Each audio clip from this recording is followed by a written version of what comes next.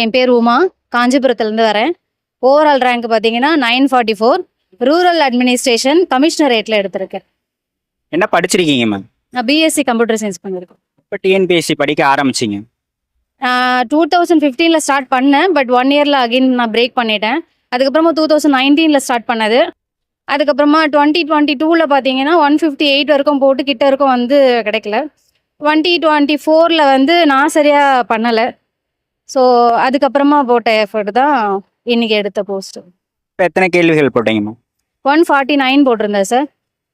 இப்போ தமிழ் எந்த மாதிரி படிக்கணும் இனி வரும் இதுக்கப்புறமா ஆஸ்பிரன்ஸ் தமிழ் எப்படி படிக்கணும் அப்படின்றத சொல்லுங்க.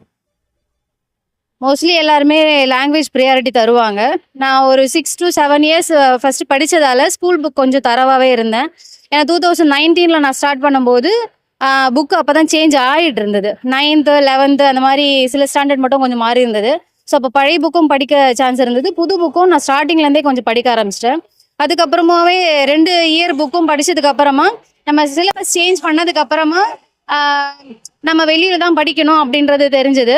ஸோ அது மட்டும் நான் வெளியில் சோர்ஸ் அப்படின்னு போனோன்னா நிறைய சோர்ஸ் போயிட்டே இருக்கும். ஸோ நான் எடுத்த ஆப்ஷன் பார்த்தீங்கன்னா ஒரு 2-3 டெஸ்ட் பேட்சை ப்ராப்பராக ஃபாலோ பண்ணலாம்.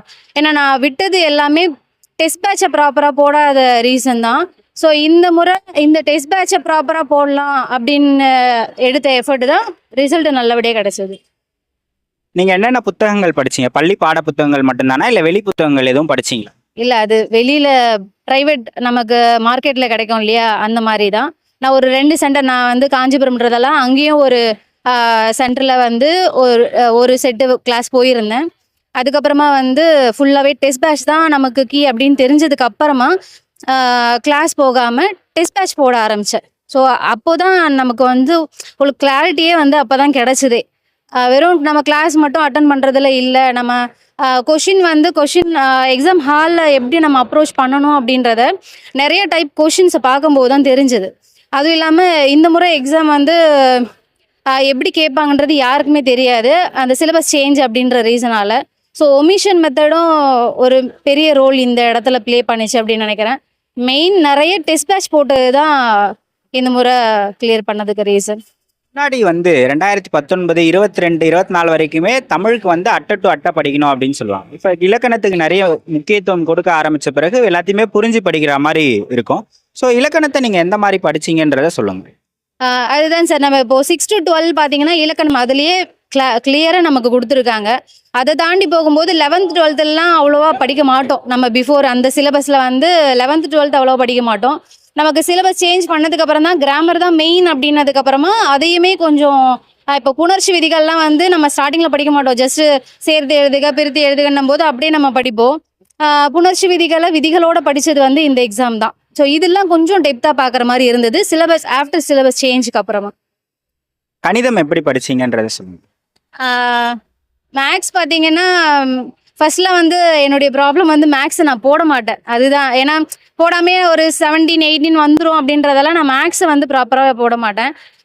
இந்த செட்டு வந்து மேக்ஸுக்குமே நான் தனியாக கொஞ்சம் டைம் ஒதுக்கி போட்டதால், ஏன்னா லாங்குவேஜும் மாறுது. 2 முறை வந்து நான் மிஸ் பண்ண ரீசன் மேக்ஸ் தான் மெயின் ரீசனு. ஸோ அதனால் இந்த முறை மேக்ஸுமே வந்து விடக்கூடாது அப்படின்னு சொல்லிட்டு அதுக்குமே தனியாக டைம் ஒதுக்கி, ஏன்னா ரீசனிங் வர நடுவில் இப்போ இந்த முறை கொடுத்துருந்தாங்க. ஸோ இந்த முறை ப்ராக்டிஸ் மட்டும்தான் நிறைய ஹெல்ப் பண்ணிச்சு. இப்போ ஒரு ஃபுல் டைம் ஆஸ்பிரண்ட்டாக இருந்து படிக்கிறதுல திருமணம் ஆகிட்ட பிறகு படிக்கிறதுன்றது கொஞ்சம் டிஃபிகல்ட் இல்லையா? நேரத்தை நம்ம தான் ஒதுக்கி படிக்கணும். நேரத்தை மேலாண்மை எப்படி பண்ணீங்க? படிக்கிறதுக்காக எப்படி ஒதுக்குனீங்க நேரத்தை?